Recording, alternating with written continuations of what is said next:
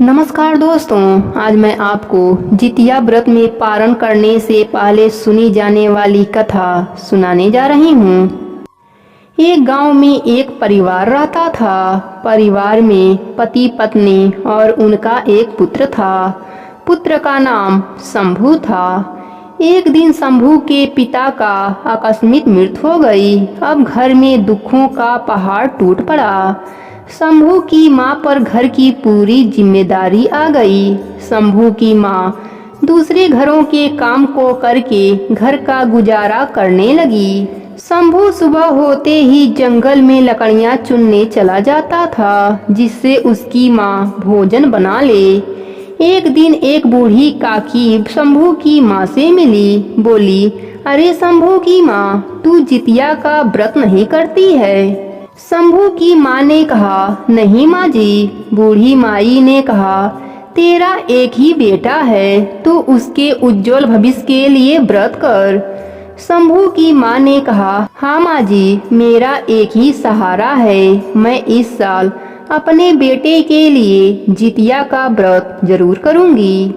इस प्रकार शंभू की माँ जितिया के व्रत की सभी तैयारी अच्छे से कर लेती है। शंभू की माँ सोचती है कि कल तो मैं पूरा दिन व्रत रहूंगी और परसों पारण करूंगी। क्या पता मेरा हिम्मत खाना बनाने का करेगा कि नहीं। इसलिए शंभू की माँ ने पारण का भी खाना नहाए खाए के दिन बना लिया। वह जितिया का व्रत अच्छे से कर लेती है। जब जितिया व्रत के पारण का दिन आता है तो शंभू जंगल में लकड़ियां लाने चला जाता है और इधर उसकी माँ सोचती है कि मैं भी खाना खाकर लोगों के घर काम करने जाऊं और जो अनाज मिलेगा उसको अपने बेटे के लिए भोजन बनाकर खिलाऊं। इस प्रकार शंभू की माँ नहा धोकर बासी खाना खाने बैठ गई। जैसे ही वह एक कवर मुंह में डाल रही है, वैसे ही जीवित भगवान उससे नाराज हो गए और उनके कोप से जंगल में एक सांप शंभू को घोंटने लगा। जैसे जैसे उसकी माँ बासी चावल खा रही है, वैसे वैसे सांप शंभू को घोंट रहा है। इधर शंभू की माँ खा पी कर लोगों के घर काम करने चली गई।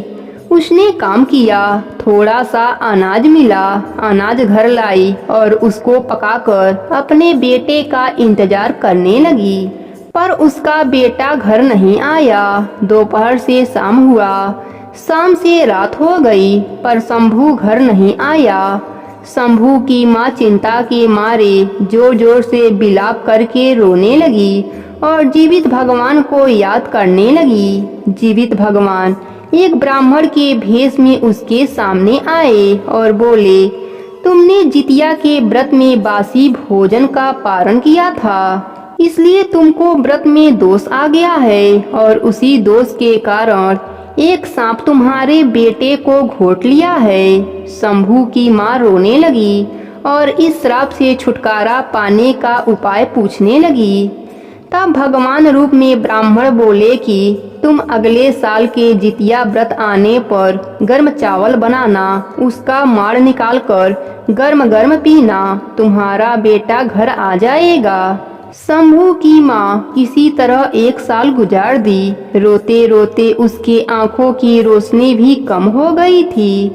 जब जितिया का व्रत आया तो उसने व्रत किया और पारण के दिन उसने गर्म गर्म चावल बनाया और उसका माड़ निकाला और उसको फूंक फूंक कर पीने लगी। जैसे जैसे वह माड़ पी रही थी, वैसे वैसे सर्प बेटा को बाहर निकाल रहा था। आखिरकार बेटा सर्प के पेट से बाहर आ गया। वह लकड़ियों का गट्ठर सर पर रखकर घर आया और आवाज लगाई, माँ माँ। माँ दौड़कर बेटे को गले से लगा लिया। जीवित भगवान की कृपा से उसकी आंखें भी ठीक हो गई और उसके घर में अन्य धन के भंडार लग गए। तभी चमत्कार हुआ। जीवित भगवान प्रकट हुए और बोले, हम तुम्हारे भक्ति से बहुत प्रसन्न हैं। जो भी जितिया के व्रत के पारण के पहले यह कहानी सुनेगा, उसका व्रत पूर्ण हो जाएगा। इतना कहकर जीवित भगवान अंतर ध्यान हो गए। प्रेम से बोले जीवित बंधन बाबा की जय हो।